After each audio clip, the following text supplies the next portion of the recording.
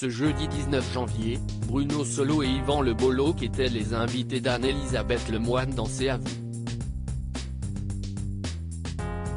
Ils sont revenus sur le prime événement de Caméra Café mardi 24 janvier sur M6, et se sont confiés sur le tournage du film. En seulement 3 années de diffusion, Caméra Café a réussi à s'imposer comme une série culte. Entre 2001 et 2004, la série qui ne compte pas moins de 570 épisodes de 3 minutes, a séduit des millions de téléspectateurs sur M6. La sitcom racontait le quotidien d'une entreprise de province et de ses employés, qui se retrouvaient, très, voire trop, souvent à la machine à café. Ce programme phare des années 2000 était notamment porté par le duo Bruno Solo et Yvan Le Bolloc, co-créateur avec Alain Capoff. Cependant, Caméra Café s'est arrêté en 2004, donnant ensuite lieu à un film et un spin-off, Caméra Café 2, La boîte d'en dessous, qui a été annulé rapidement faute d'audience. Le retour de Caméra Café avec un film inédit 2 décennies plus tard, Caméra Café est de retour. En effet, M6 a souhaité fêter l'anniversaire de la série en proposant un unitaire inédit, tourné au premier trimestre 2022 à Bruxelles, et dont on vous dévoile les coulisses. À l'occasion de la diffusion de ce film le mardi 24 janvier prochain, Bruno Solo et Yvan Le Bolloc étaient les invités d'Anne-Elisabeth Lemoine dans l'émission C'est à vous sur France 5.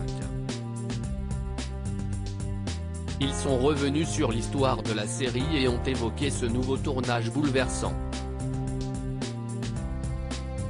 Retrouver les décors de Caméra Café si longtemps après, c'était aussi vertigineux qu'émouvant, leur a demandé la présentatrice.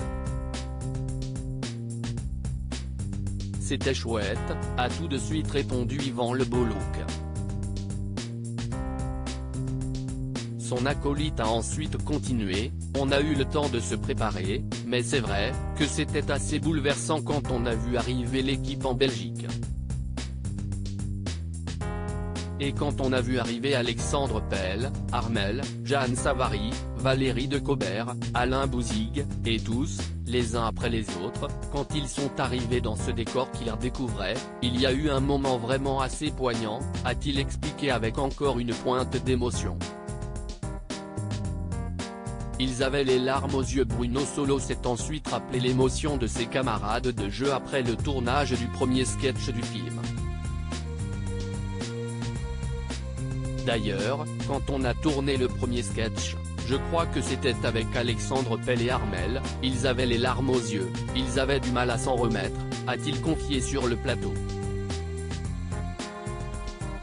La présentatrice a rebondi en demandant à Yvan Le Bolloc s'il n'avait pas été ému comme les autres. Ah si, absolument. J'étais super ému, bien sûr, a-t-il avoué. C'est quand même un programme qui nous a apporté gloire, sérénité, un peu d'oseille, il faut le dire, et aussi le confort. Oui, cette liberté éditoriale, c'est-à-dire, qu'on a eu du début jusqu'à la fin de cette aventure, la sensation d'être libre, comme celle qu'on avait aux plus belles heures de Canal+. Le duo incontournable de la télévision française se souvient avec émotion des premières heures de Caméra Café, mais se réjouit également de ce nouveau projet qu'il s'apprête à dévoiler aux téléspectateurs. À lire aussi Caméra Café, ou voir en streaming le prime des 20 ans avant sa diffusion sur M6.